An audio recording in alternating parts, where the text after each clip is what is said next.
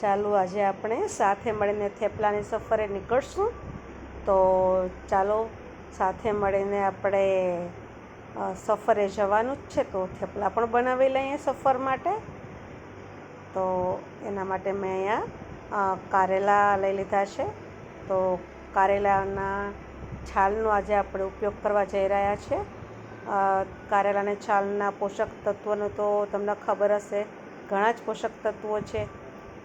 અને ચોમાસામાં આપણે કારેલા ખાવાનું કારણ જ એ છે કે ત્યારે આપણી ઇમ્યુનિટી વધારે છે.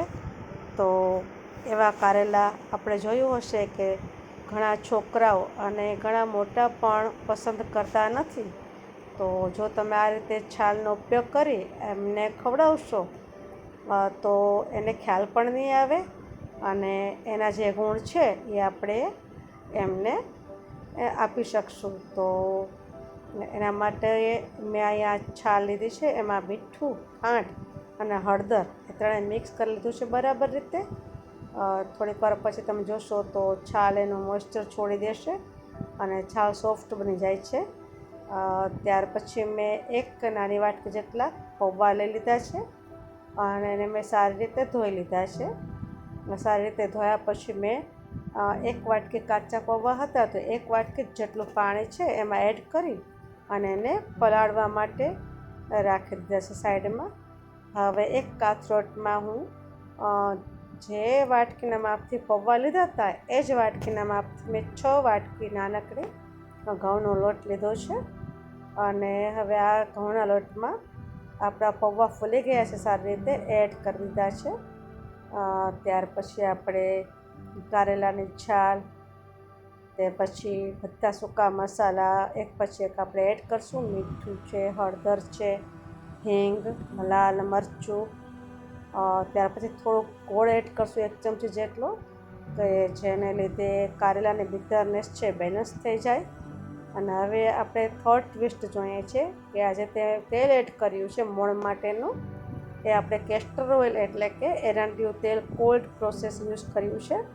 તો જે આપણે વાયુને બેલેન્સ કરે છે આપણા શરીરમાં અને પચવામાં પણ એ મદદગાર રહે છે. તો આપણા 3 ટ્વિસ્ટ આપણે જોઈ લીધા. પૌવા સોફ્ટનેસ આપશે થેપલાને, કેસ્ટર ઓઇલ ડાયજેશનમાં આપણને મદદ કરશે અને કારેલાની છાલ પોષક તત્વોની મૂલ્યતા થેપલાને વધારી દેશે. હવે મેં થોડું પાણી એડ કરી અને સારી રીતે લોટને મિક્સ કરી અને મેં બાંધી દીધું છે.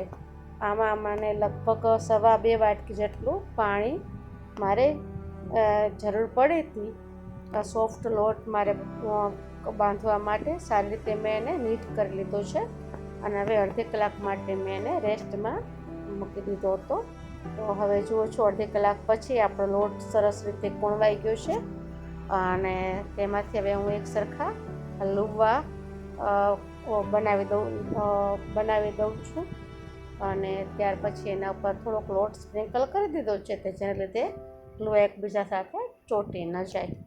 હવે આપણે થેપલા બનાવશું. તો થેપલા માટે આપણે હંમેશા મીડિયમ ફાસ્ટ ગેસ જ રાખવાનો. બહુ ધીમા તાપ ઉપર જો થેપલા કરશું તો થેપલા ચીવડ થઈ જશે અને બહુ ફાસ્ટ ગેસ હશે તો થેપલા આપણા બળી જશે.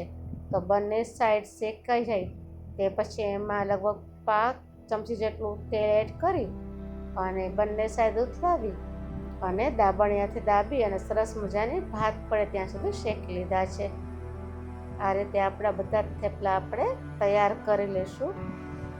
થેપલા છે એનું કામ પણ બટેકા જેવું જ છે કે જેને તમે ચા, કોફી, દૂધ, શાક, મરચાં અથવા તો એમને અથાણા સાથે પણ ખાઈ શકો છો. તો અહીંયા આપણે અત્યારે મરચાં તળી લીધા છે અને મરચાં ઉપર મેં ધાણા જીરું અને મીઠું સ્પ્રિંકલ કર્યું હતું.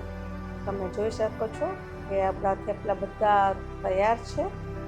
અને હવે તે થેપલાની તમને હું સોફ્ટનેસ દેખાડી દઉં કે જુઓ થેપલા કેટલા સોફ્ટ બન્યા છે, કારણ કે આપણે પૌવા એડ કર્યા છે, પ્રોપર રીતે લોટ બાંધેલો હતો, પ્રોપર મોઇસ્ચર હતું અને શેકવામાં પણ આપણે બરાબર રીતે તાપ એને આપેલો હતો.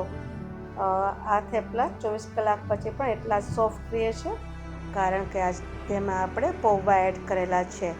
અને કારેલાની છાલ છે એક મેથીની ભાજીના સબસ્ટિટ્યૂટ તરીકે પણ તમારે વાપરી શકો છો, કારણ કે ટેસ્ટમાં જરા પણ ખ્યાલ નથી આવતો.